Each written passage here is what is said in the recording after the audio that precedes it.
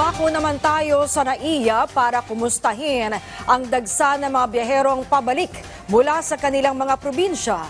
Yan ang ulat ni Bien Manalo, live. Bien. Marami pa rin sa ating mga kababayan ang bumabalik ng Metro Manila matapos ipagdiwang ang holiday season sa kanilang probinsya. Marami rin sa kanila ang pauwi pa lamang ngayong araw mula sa mahabang bakasyon sa ibang bansa. Habang ang ilan naman, pauwi pa lamang ng kanilang probinsya dahil ayaw na nila makipagsiksikan o makipagsabayan sa dagsa ng mga pasahero noong mga nakaraang araw. Sinulit at naging makabuluhan ang selebrasyon ng holiday season ng Pamilya Reyes. Ito kasi ang unang pagkakataon na nakapagbakasyon sila sa ibang bansa kasama ang buong pamilya. 23 araw sa Singapore ang pamilya. Mahalaga para kay Ayla na kumpleto ang pamilya sa pagdiriwang ng Pasko at pagsalubong ng bagong taon. So parang ingin natin na mas maganda i-spend natin yung time with family, mas lalo na po katulad sa amin ng kapatid ko na sa work. So parang ito po yung time namin para bumawi sa parents namin at mag-enjoy naman po sila kahit. Aniya, naging mabilis at wala namang naging aberya sa biyahe nila palabas at pabalik ng bansa.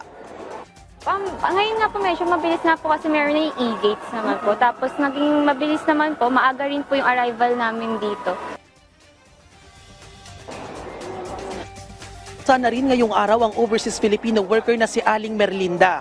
10 taong siya nagtrabaho bilang domestic helper sa Hong Kong. Ito ang ikatlong beses na uuwi siya sa Pinas at muling babalik ng Hong Kong sa susunod na buwan. Kaya laking tuwa niya na mas naging smooth at mabilis ang kanyang transaksyon ngayon kung ikukumpara sa mga nakalipas na taon. Madali lang, nakascan na lahat. Andyan na lahat, scan mo na lang. So, paglabas mo, okay na lahat. Kunin mo na lang luggage mo, wala nang problema. Di gaya noon, pumila ka ng 1 oras, 2 oras. Ngayon wala nang pila. At ngayong tapos na ang holiday season, inaasahan na ng pamunuan ng New NAIA Infra Corporation ang dagsa ng pasahero sa Ninoy Aquino International Airport. Bahagya na ring dumarami ang dumadating na pasahero sa arrival area ng Terminal 3 na karamihan ay nagmula sa mga probinsya. Samantala, sa datos ng NNIC, umabot na sa halos 160,000 ang naitalang incoming at departing passengers sa paliparan kahapon. Sa bilang na ito, pinakamarami ang nagmula sa Terminal 3 na may mahigit 80,000 pasahero. Sinundan ng Terminal 2 na may mahigit 40,000 pasahero at higit 30,000 biyahero naman mula sa Terminal 1. Patuloy pang inaalam ng pamunuan ang kabuuang bilang ng foot traffic sa paliparan ngayong araw. Kaugnay naman sa nalalapit na pista ng Puong Nazareno, hindi na maglalabas ang Civil Aviation Authority of the Philippines o CAAP ng notice to airmen kaugnay sa no-fly at no-drone zones sa paligid yan ng Quirino Grandstand at Quiapo Church habang isinasagawa ang traslasyon sa January 9. Ayon sa CAAP, nasa loob ng RPP-1 ang mga nasabing lugar. Ito ang airspace restriction zone para matiyak ang kaligtasan at seguridad.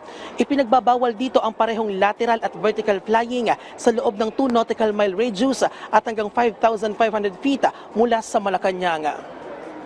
Bagamat tuloy-tuloy ang pagdating ng mga pasahero dito sa NAIA Terminal 3 ay hindi pa naman ganoon ka-crowded at marami pa ring espasyo sa mga upuan sa loob ng terminal. Kasunod na rin yan ng pagdaragdag ng mga upuan ng bago nga pamunuan ng paliparan sa lahat yan ng terminal sa NAIA.